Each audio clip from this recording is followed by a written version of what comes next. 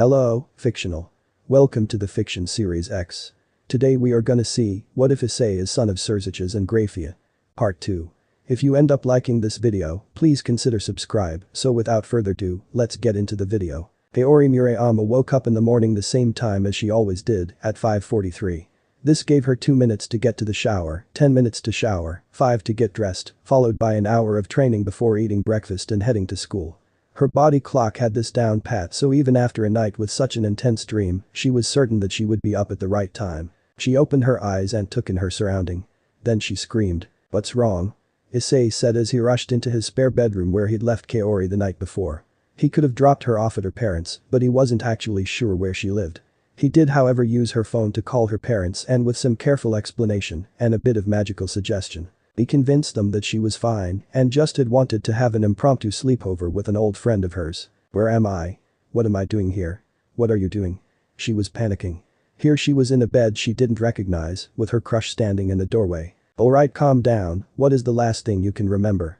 I'll explain the rest from there, but first you should come and get some breakfast," Issei said calmly and threw her a spare girl's uniform.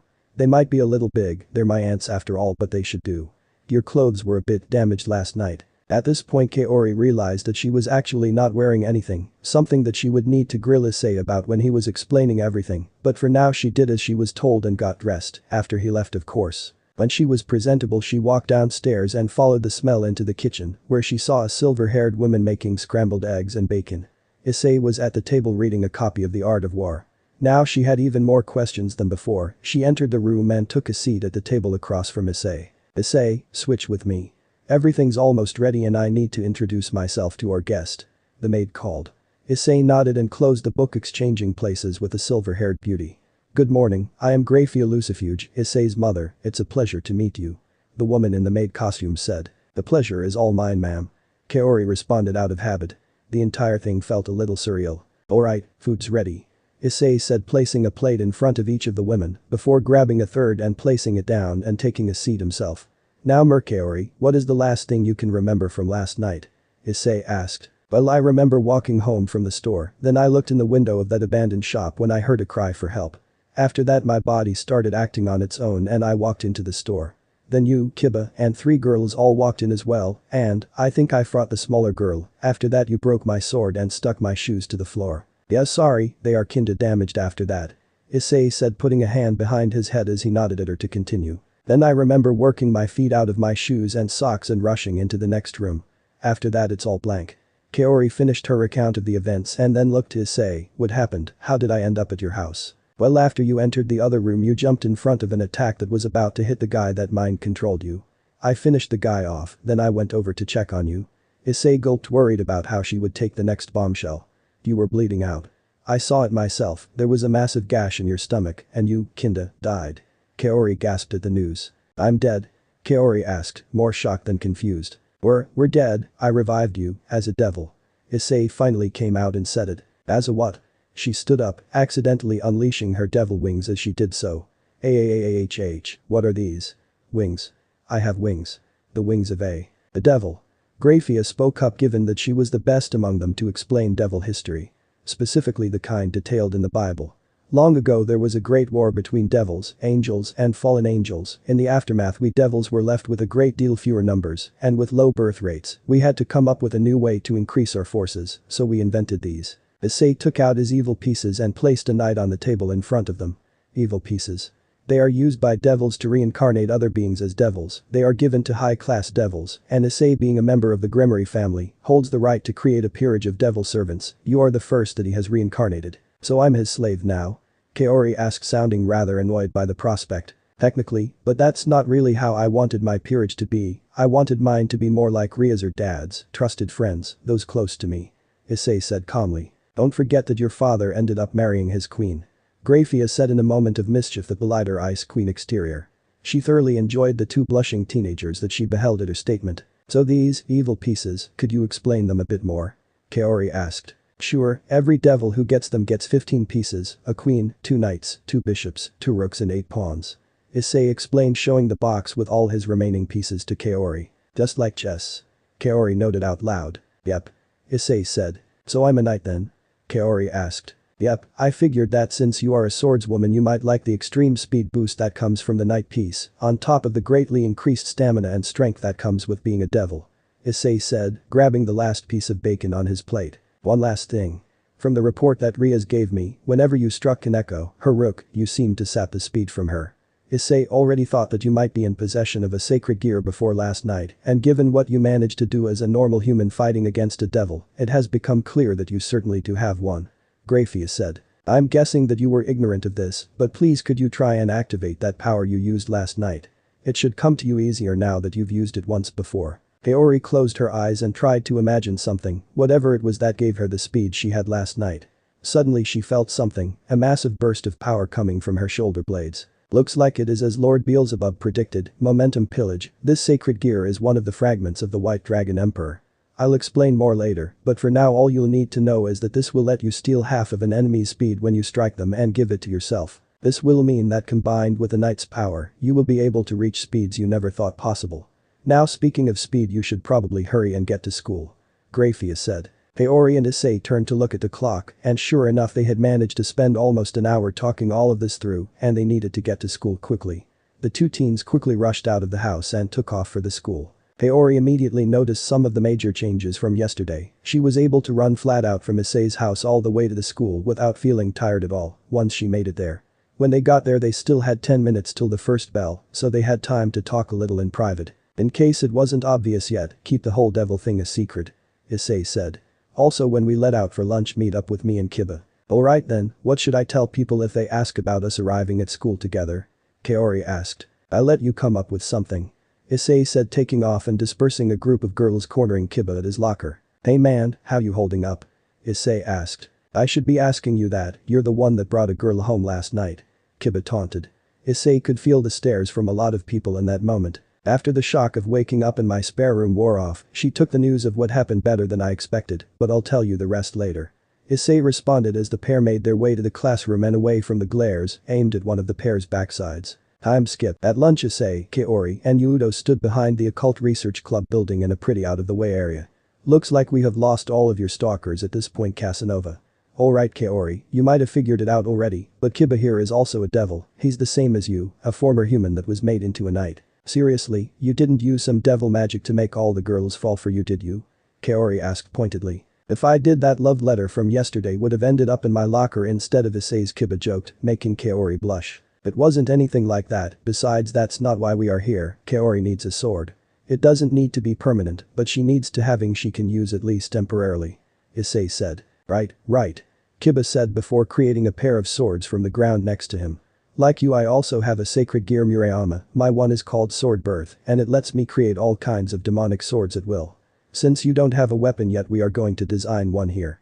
Try each of these out and tell me what you think. Hyoudou got over the shock of seeing the swords come out from the ground and picked one of them up.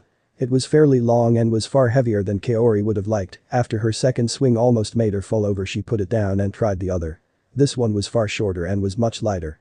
This one is closer to being good, but it's a bit short. Alright Kiba made 2 more swords.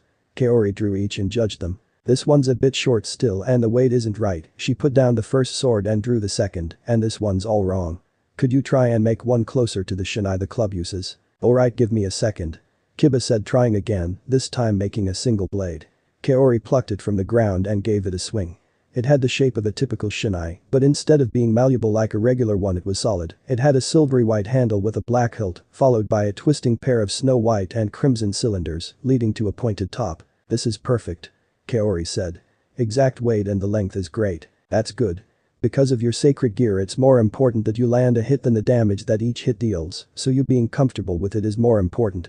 However hitting the enemy 20 times with a stick won't do much, even if you are stealing half their speed with each strike. Kiba explained, because of this I made it so that you can easily channel magic into the blade and use it to empower your hits.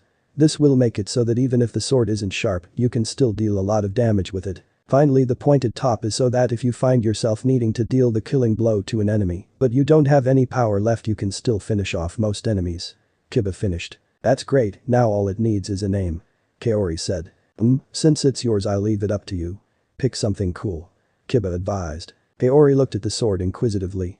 Trying to pick a name for the sword. You don't need to name it right now. For now let's get lunch, we still have time to grab a quick bite before afternoon classes. You have kendo club today, right? Issei said. Kaori nodded. Alright, can you swing by the occult research club afterwards? I'll introduce you to my aunt and she can better explain what we do as devils. Issei said and the pair took off for the lunch hall. Time skip. Kaori was in the middle of a kendo match with her fellow freshman club member Yui Caddis. The pink-haired girl was putting up a good fight, but Kaori was having to do her best to make sure that she didn't accidentally use any of her devil strength or speed. Caddis was on the back foot and decided to try an underhanded trick to get one over on her opponent. Even if the two were just having a friendly match, she couldn't help but feel a bit of rivalry with her. So how did it go with that boy yesterday? Kaori blushed deeply at this, but managed to block the incoming attack. What are you talking about? Kaori attempted to play dumb in hopes that she wouldn't accidentally spill too much. The boy that was waiting behind the club room, he had a letter that told him to wait there, and I saw you and him sneak off at lunch today, so what happened? Yui taunted, launching another strike. Nothing like that. He's just a friend. Kaori said. The friend that you had to send a letter to talk to in private. Yui continued taunting before she realized that she had distracted herself and ended up getting hit on the head, losing the match. Guess that's what I get. She grumbled, rubbing her head. Kaori smiled at her two, left the hall and went to the changing rooms. So in all honesty, is there anything between you two? Yui asked, this time out of genuine curiosity. Nothing at the moment, just friends, doing better than junior high at least. Kaori said reluctantly. Junior high, huh? How long have you been into him? Yui asked. Second year in junior high. I got heat stroke after I decided to keep training despite the heat wave. Not my smartest move, but he carried me to the nurse's office and gave me a chill drink, that's what got me interested at least. Cute, that reminds me, I only got his last name yesterday. Yui said. Oh, yeah, he used to be Issei Hyoudou, but last year he reconnected with his birth family, and now he's a Gremory. Kaori said. Seriously? Yui sounded shocked. No, if there is any relation to Ria's Gremory, the second year with the red hair that is like an actual princess. He did mention her, something about her being his aunt. His mom did look pretty young as well, so I guess it's not that hard to believe that his aunt is only a year older than him. Kaori said. If he's related to Ria's, then why isn't he already the most popular guy in the school? Yui asked, a little starstruck with Issei's relation to her idol. Probably because he hangs out with Kiba so much, Blondie casts a shadow that Issei is more than willing to relax in at the moment. Kaori explained. Give it a month and all the girls who get their hearts broken by Kiba will get over it and try their luck with Issei. And you'll have him on lockdown by then? Yui asked, flashing her friend a grin. In an ideal world, yes. Kaori admitted with a smile as she prepared to leave. I've gotta go meet up with Issei, so I'll talk to you later, Yui. At around the same time, Hyoudou and Issei were chatting away near their lockers. So have you decided what to call your club yet? Hyoudou asked, leaning against his locker. I probably won't need it for a while, so I haven't given it much thought. Issei said, opening his locker. Ah. He yelped as a razor blade fell out and nicked him on the finger. Someone's popular. Hyoudou joked. Bet you one has twice as many, at least. Issei said. Hyoudou opened his locker so that the pair could verify, and 4 razor blades along with 9 love letters fell out. The school really needs lockers with flat tops, it's dangerous if the top item falls out every time it's opened. Issei noted. I'll tell you what, let's have a wager. Hyoudou said, looking devious, something that only Issei had ever really seen. When you hang around with mostly women and always act like a gentleman, it's hard to find a time to cut loose and have some stupid boyish fun. It was one of the things that Issei respected most in Hyoudou, that despite being popular with the girls and acting like a prince, he could still cut loose and act like a boy his age when he wanted to. This sounds like a terrible idea, what do you have in mind? Issei asked, a grin covering his face. Whoever gets the most razor blades in their locker by the time you get your next peerage member and start your club wins. Hyoudou said plainly. And what are we betting? Issei asked, intrigued. If I win, I get to name your club. Hyoudou said. And if I win, you need to walk into the girls' art club and offer to model nude for them. Issei replied. Deal? Hyoudou said, putting his hand out for Issei to shake. Issei grabbed it and the pair shook hands. The pair shared a hearty laugh and they made their way to the old school building, picking up Kaori along the way. When the 3 first years arrived at the old school building, they entered and went into the main room to meet with the president. Hey, Prez. Kiba said. Welcome you 3, I'm glad to see you are doing better than last night, Ms. Murayama. I am Ria's Gremory, I'm helping Issei out with being a devil for a while, so feel free to ask if you have any problems. I am still technically your senpai after all. Ria said with a smile. Thank you for having me and please call me Kaori, I can imagine we will be seeing each other rather often in the future, Kaori responded. Very well then, Kaori. I trust my knight has sorted you out with a weapon already. Ria said. Indeed, we got it all sorted at lunch, well, everything but the name. "So Murayama, have you got a name for the sword yet?" Hyoudou asked. "Yep, I'm gonna call it the Shitatsu Koda," Kaori responded. Most of the club burst out laughing at the name, with the exception of Rias who didn't get the joke and Kaneko who wasn't paying attention. "Collision twig, really? That's great," Issei said through chuckles. "Anyway, you two can get started on contracts tonight. I had my familiar hand out some of your circles instead of mine today, so hopefully you will get some requests. I'll make sure that one of my servants comes with you for each request to make sure it goes well," Rias said. At night Issei and Kaori had their first contracts. Issei was paired up with Akeno, and Kaori was joined by Kiba.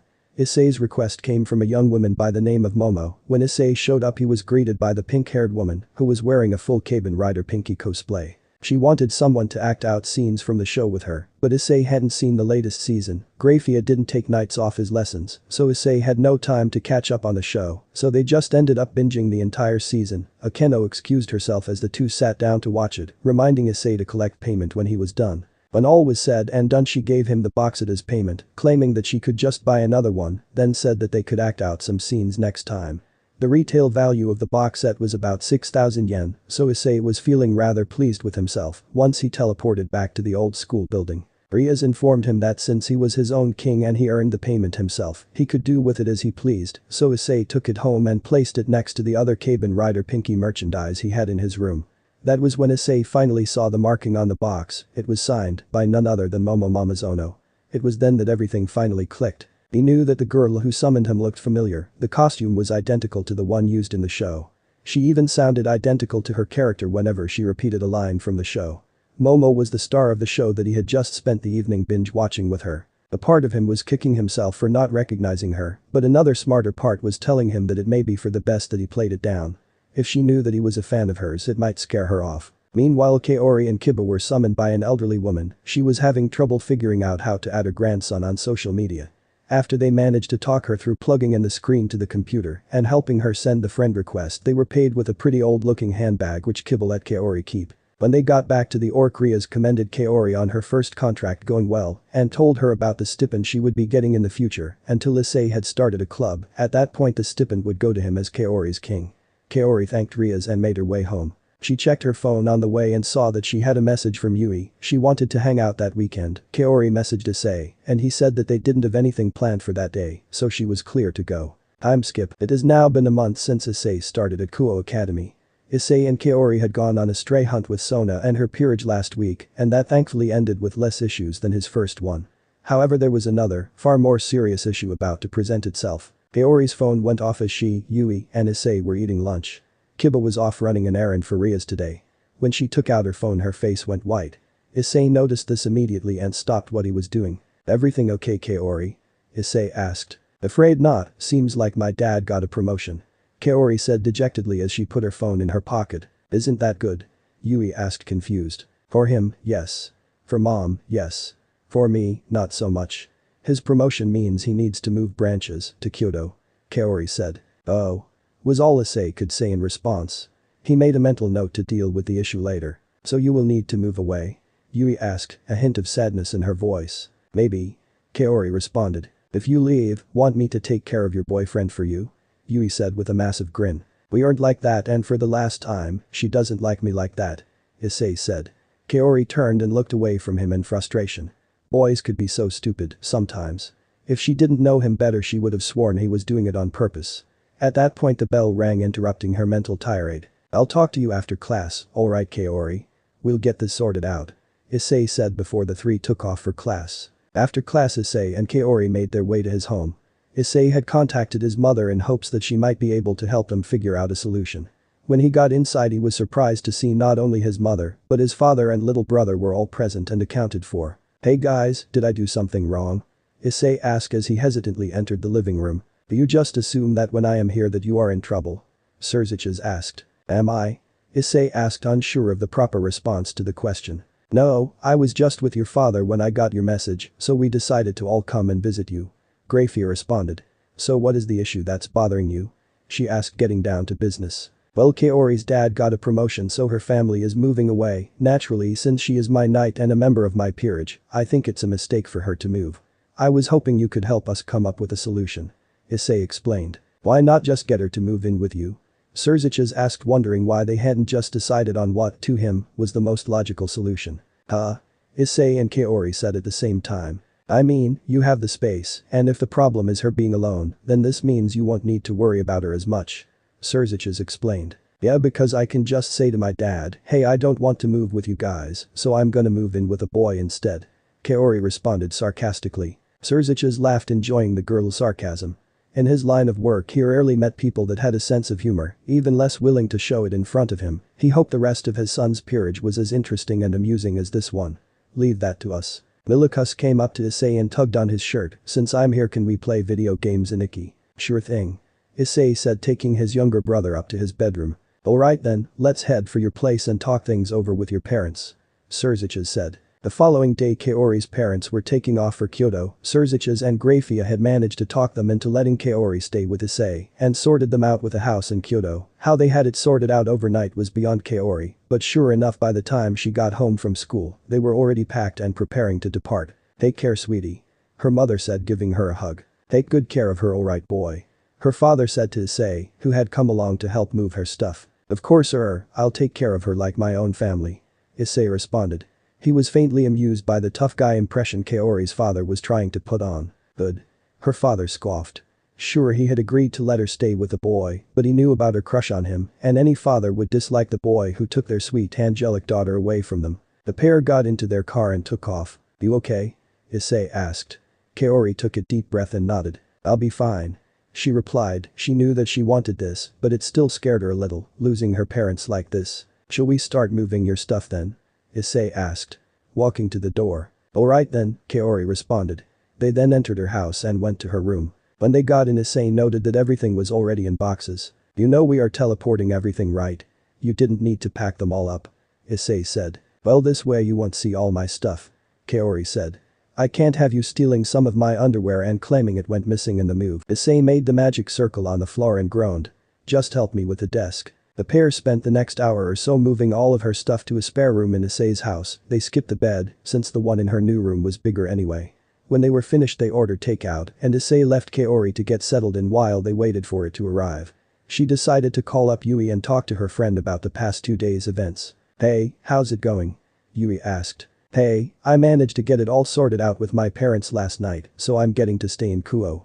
Kaori said excitedly. That's awesome, so are you gonna be living alone? Yui asked. Not exactly. Kaori responded hesitantly. What's that supposed to mean? It means I'm kinda staying at Issei's house permanently.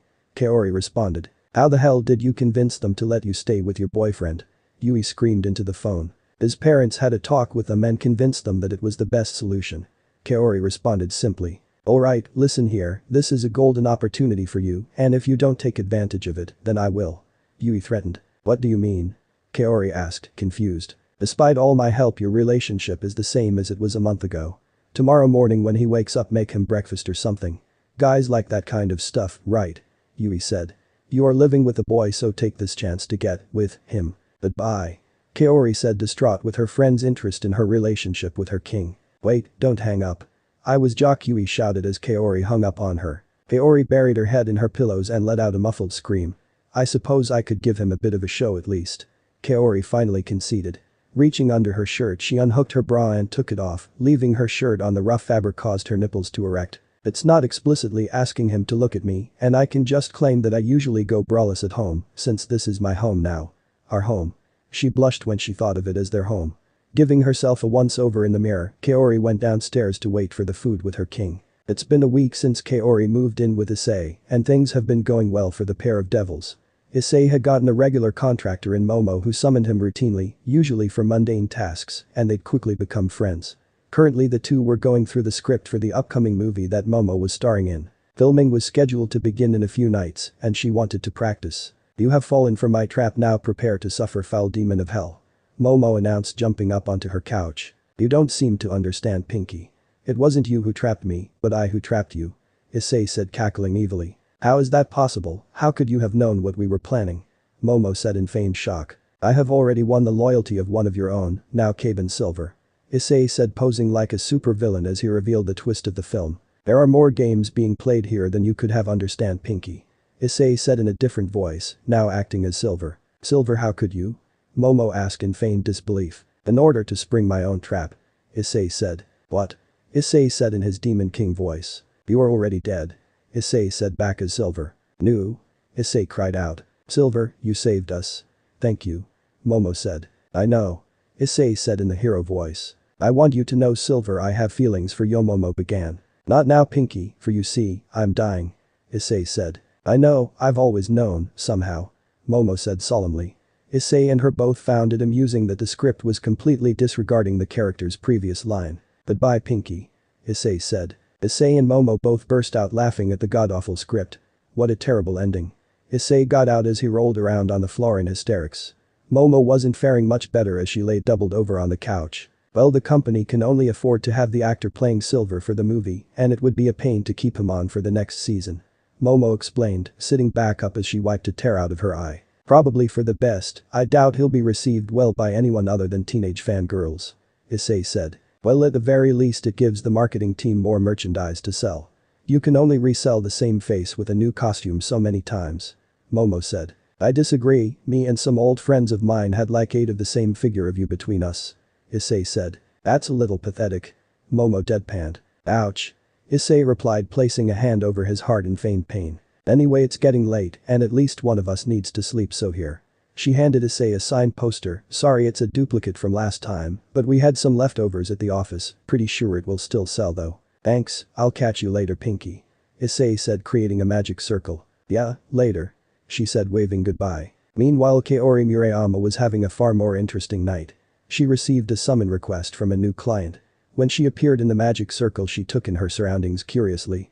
She seemed to have been summoned by a teenage girl if the layout of the room was any indication. The books on the desk were the same as the one she had, advanced mathematics, English for dummies, a brief history of kendo.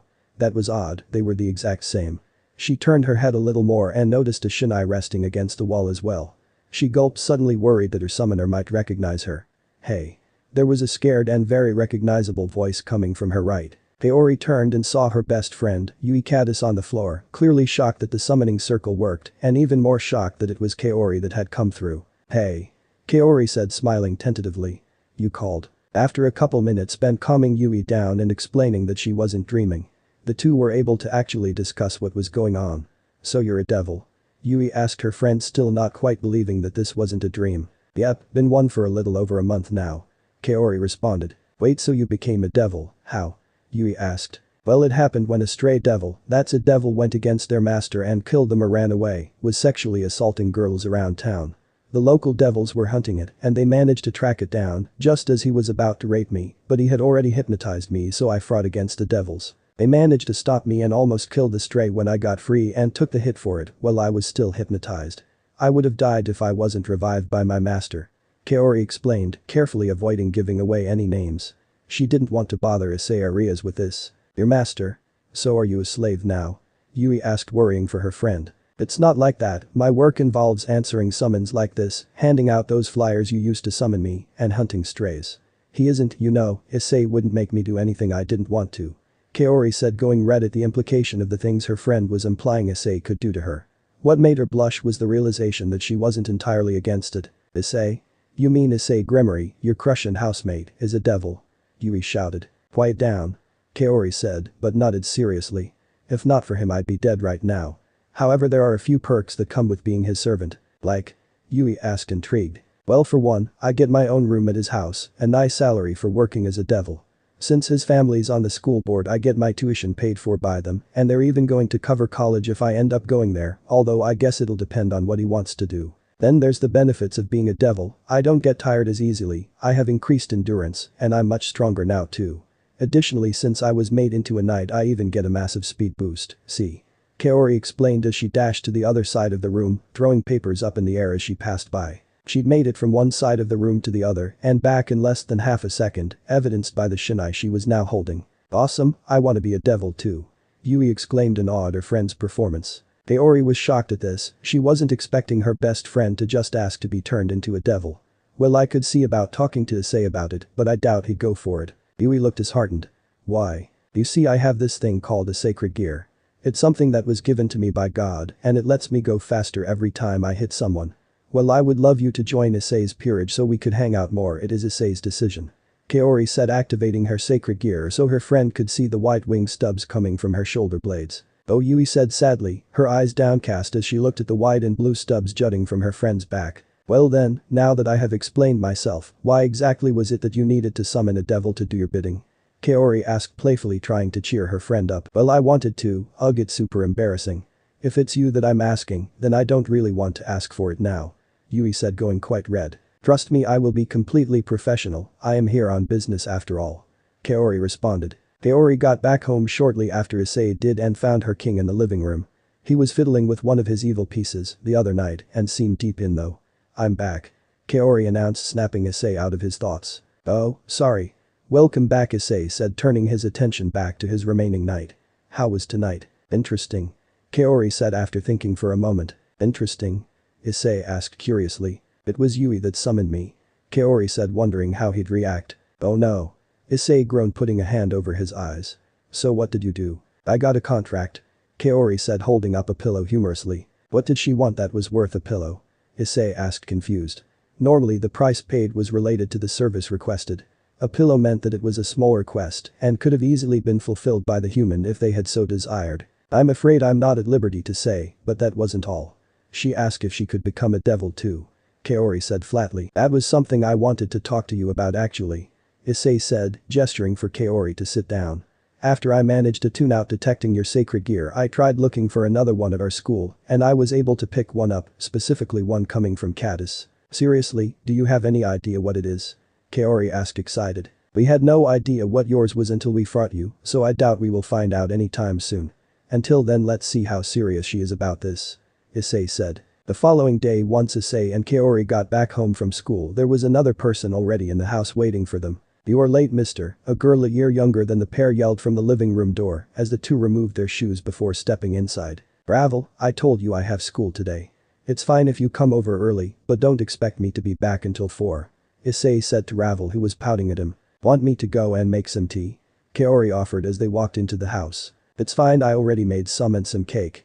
Ravel said as she went and sat down on the sofa facing the large TV. I'll head upstairs to do homework and leave you to be then. Kaori said, taking off up the stairs. So Ravel, what are we watching today? Issei asked, taking a seat next to the young devil. This one is about a princess who wins over a guy's heart with her cooking. Ravel said, pressing play on the remote. Issei and Ravel watched the movie together and laughed along at it. Once the movie was over, the two talked for a bit. Ravel, aren't you in your brother's peerage?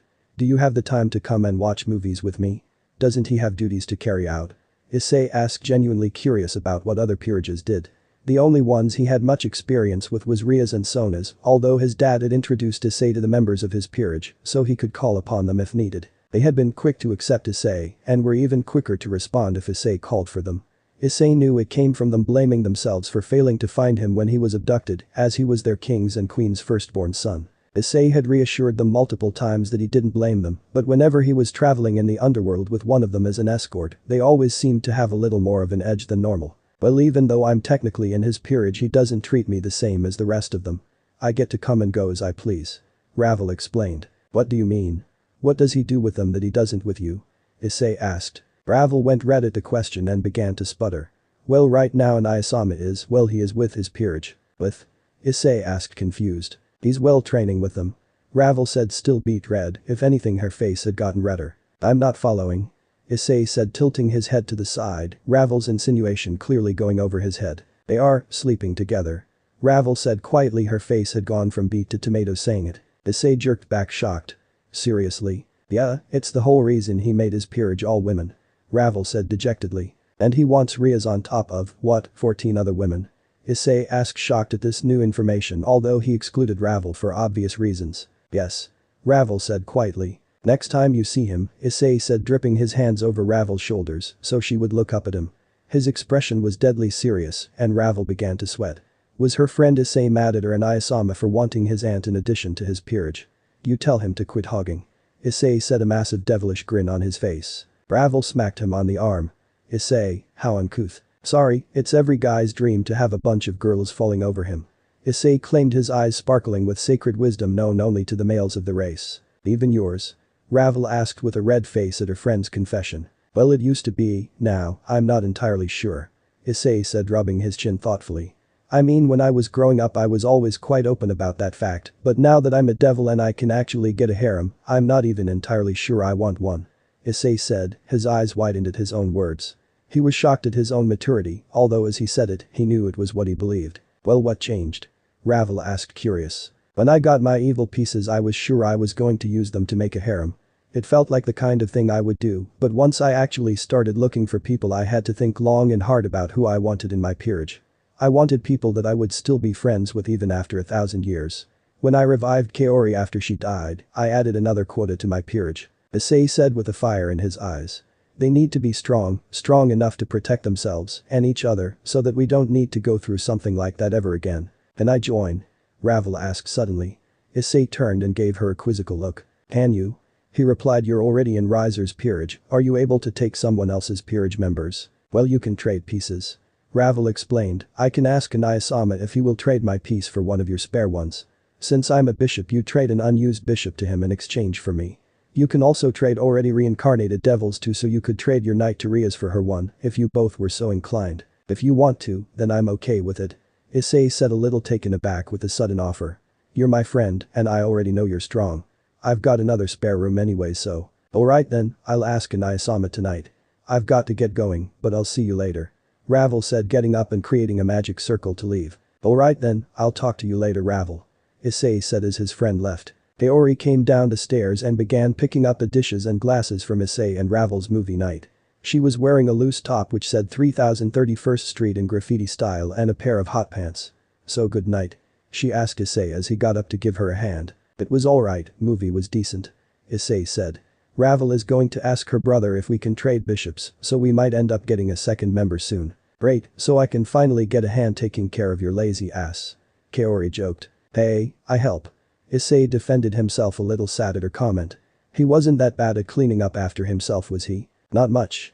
Kaori said offhandedly as the pair entered the kitchen to do the dishes and make dinner. Speaking of new peerage members, any call on Yui? I'm not sure, I want to hold off on making a rash decision. Issei said. Like you did with me? Kaori asked. Hey, you died in my arms there, and I just found out that I could revive people if they died, I needed to test it out. Issei claimed, making excuses. So what's this about you making a harem? Kaori asked, causing Issei to accidentally crush the sponge he was using. Suds shot out, missing Issei but soaking Kaori's shirt, so it clung to her chest. Did you hear that? Issei asked, averting his eyes, after he snuck a quick peek, of course. Oh yeah, so you planned on having just pretty girls in your peerage? Kaori said, turning his head to look at her. But you changed your mind after you decided to revive me? Around that time, yeah. Issei admitted. Is that supposed to mean that you don't think I'm attractive? Kaori asked, sounding a little mad, and though he didn't hear it, hurt. What? Of course not. Issei said, offended. Have you seen yourself? The kendo training cuts down any extra fat on you and giving you a great athletic body. Your hair is a rich chocolate color, silky smooth, and it frames your face in a way that just makes all of your features pop. Due to your training and night speed, your legs are well toned and muscled enough to make any girl jealous. And that's without me even getting started on your boobs. Issei said before realizing what he had said and silencing himself. Kaori just looked on, red in the face, a little shocked at how many details he was able to list, and it had sounded as if he had been about to go on. What I mean is, I decided that I wanted people that I could trust and get along with in my peerage, and that looks would be secondary. Issei tried to explain, but Kaori just stood there still shocked. Idiot. Kaori said quietly, looking away. The following day at school it was the start of the planning for the school's culture festival, so Issei's class had to decide what they were going to do. There were a few rather basic suggestions, but the far and away winner was a maid cafe. Why?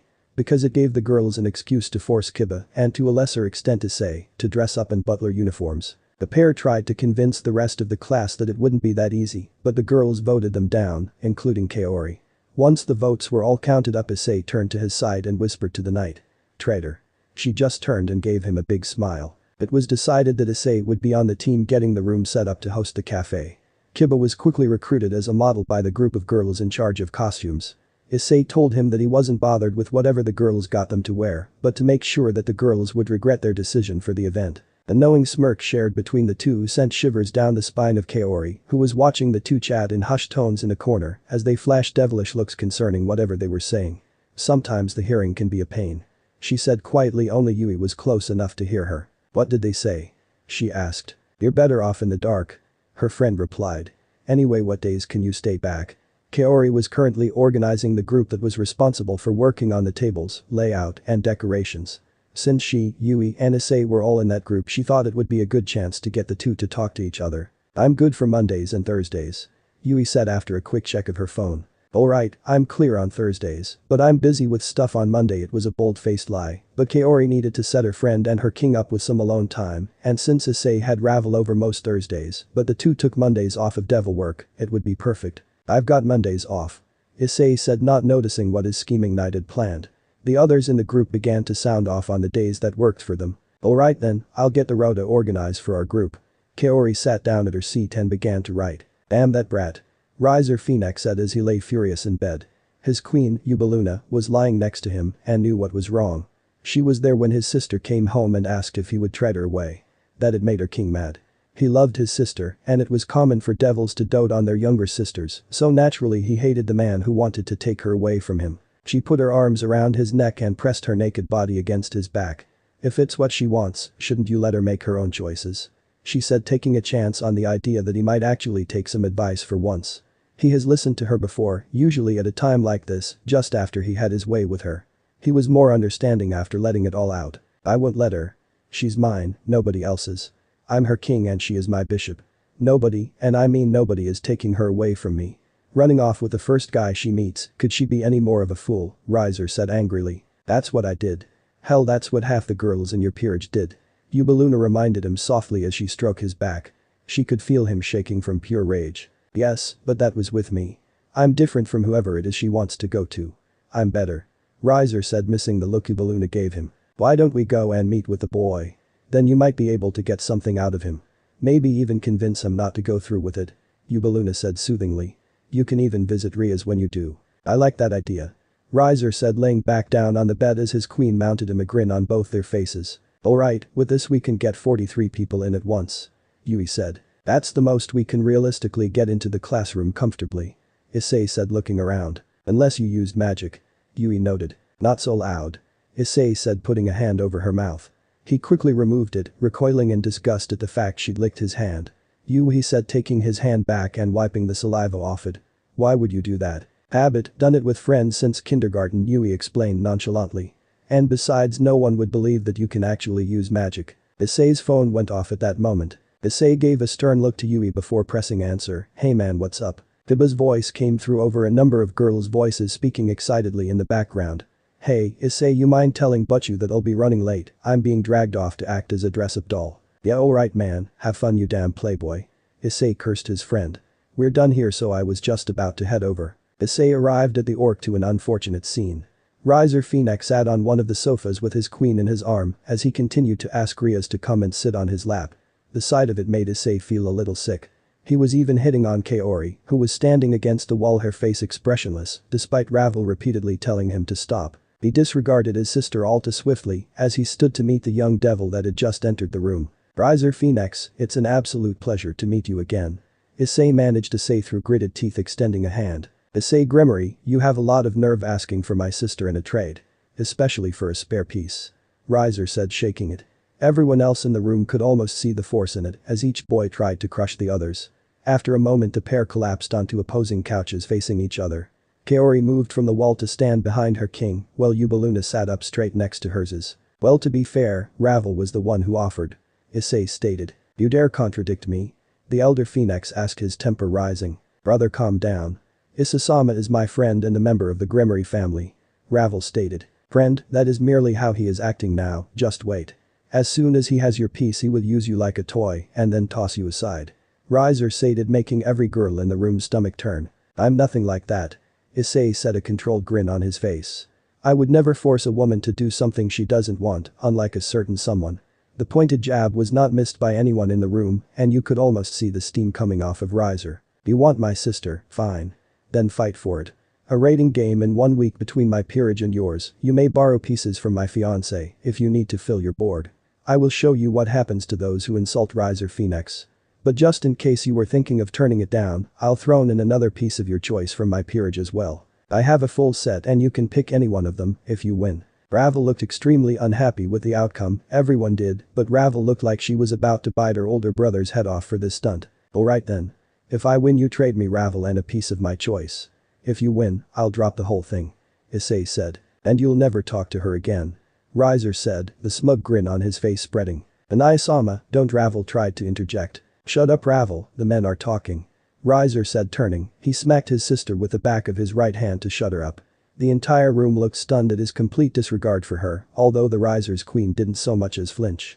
Issei was fuming although he managed to hold in his innate desire to have some frozen chicken for dinner through sheer will. I'm gonna enjoy tearing that arm off as many times as I need to.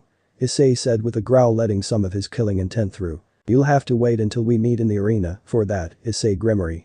Riser said, deliberately drawing out his name to further infuriate his opponent as he summoned a magic circle to leave, his queen hanging onto his arm. He did manage to hear Issei's last words before he disappeared though. You can count on it. It wasn't a threat, it was a promise. The following day Riaz and Issei were meeting with Sona to discuss the confrontation between Issei and Riser. Well, that was poorly handled. Sona stated as she sat with Issei and Riaz in the orc. Riaz and Sona had their queen standing behind them, although Issei had no one since Kaori was a kendo practice. It kind of slipped out. Issei said weakly. I said that you handled the situation poorly, not that what you did was wrong. Regardless, you need to put as much time into recruitment as possible right now. Sona said.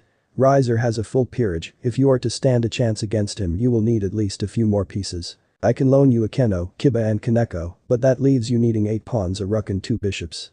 Ria said, counting the difference in her head. And sadly this matter has nothing to do with the Citri family, so I cannot loan you any of mine. Sona said. So I'm gonna be outnumbered.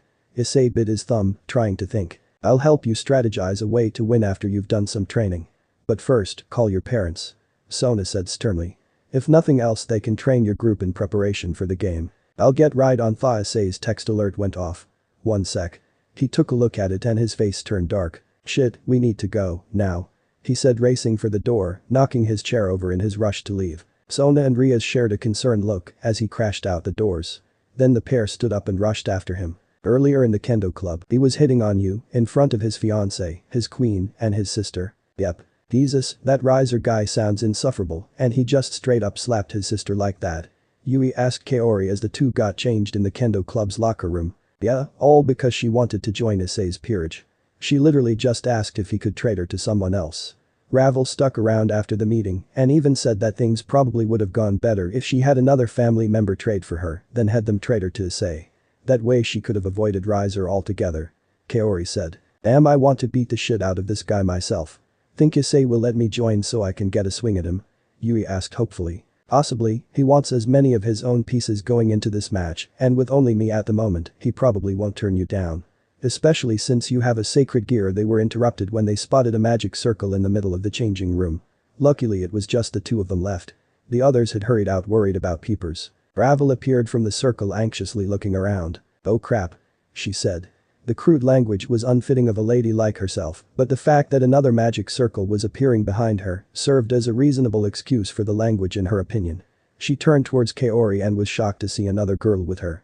You two need to get away from here now. What's going on? Kaori asked. She was answered by the appearance of a very large steel blade appearing out of thin air, followed by the hilt and then the arms up to the one wielding it. Kaori could see a black-haired woman in a white top and red shorts, which displayed ample cleavage. What worried her though was the fact that the woman was pointing the sword at the two girls. My brother sent his knight, Sirzechs, to attack you so that Issei would need to go into the raiding game alone. He doesn't just want Issei to lose, he wants an overwhelming victory against a Satan's son, and a Grimmery at that, Ravel explained standing in front of the two girls protectively. Sirzechs, you are acting without permission in another devil's territory and attacking a member of the peerage of a high-class devil. This could be seen as the acts of a stray. Unlike you, I am merely doing as Riser-sama wishes. The knight said, changing the point of her blade from the two girls to the young blonde. Riser will be punished if he is indeed behind this attack. It is not the stance of the Phoenix clan. Ravel said, she then took on a pleading tone. Can't you see that even if you do this, then Riser will just say you acted without him telling you to? You'll be labeled a stray and killed. Ravel pleaded. Riser-sama would never abandon me. Sirzechs claimed. If you will not get out of the way, Ravel-sama, then I will have to go through you. I will do as Riser-sama commands, he is my king and I am his knight. So saying she slashed her sword down at the blonde, but her blade was stopped by a sword. Kaori had gotten her bearings and used her sword to catch the strike. Wasn't it me you came here to attack? It's a little insulting that you would ignore me. Kaori smirked, pushing up on her sword to break the stalemate. She reached out and struck, tapping Sirzechs on her arm. Immediately the wing stubs on Kaori's back that constituted momentum pillage glowed and Sirzechs' movement slowed down. Kaori deftly dodged the attack, countering with another strike. Then another. Before long the invading knight was slowed to a crawl, her weapon on the floor discarded. "You're beaten," Kaori said as the knight continued in vain to try and strike her target. Suddenly another magic circle appeared, once again of the Phoenix clan. This time Riser was the one who stepped out. "Sirzechs, why is she still standing? Did I not tell you to break her legs?" Riser asked, contempt clear in his voice. "Sorry Riser-sama.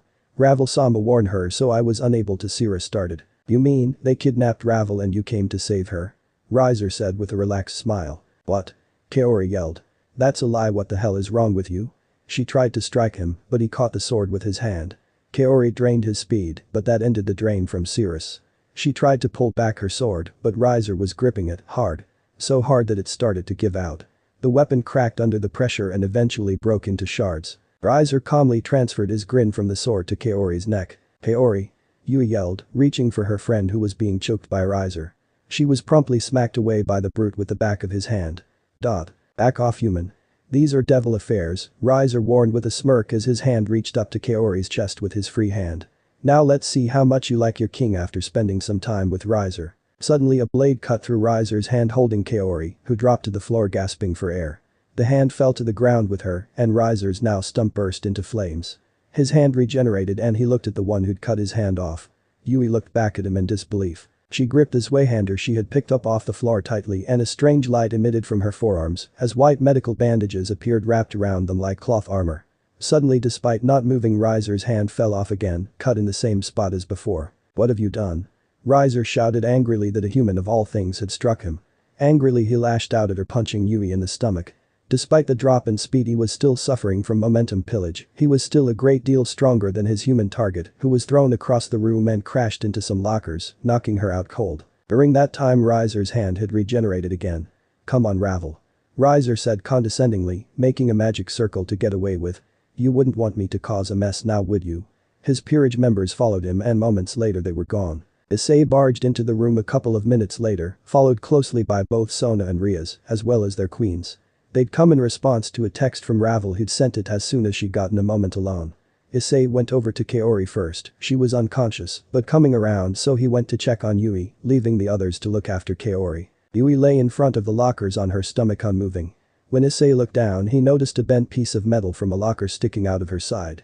Turning her over, he saw that her eyes were open in the frozen stare of death. He quickly closed them as he summoned his evil pieces. She'd been dead less than 10 minutes, her body had been warm when he touched her, and the wound had not yet clogged. He could still revive her. He'd done the same with Kaori. "Sorry," he said, taking out his last knight. "I promised I wouldn't let anything like this happen again, but you had to pay the price for my feud with Riser. I'll give you a second chance. You already told me you wanted this, but this time, I promise that you won't have to go through something like this again." The knight glowed as he laid it down on the girl's body. "You who waits on the other side, I am Issei Grimory, and you have no claim to this soul. Yui Caddis is to be my knight, her life is not yours to take. So break the chains of death and give her back to me," Issei chanted. A magic circle flared around the two, and Yui took a deep breath and started to breathe again. End of the part 1. So how was this story? I hope you like it. And if you like it, share this story with your friends and like the video too. And don't forget to subscribe our channel for daily awesome fanfiction. Okay, it's time for me to go. Bye bye.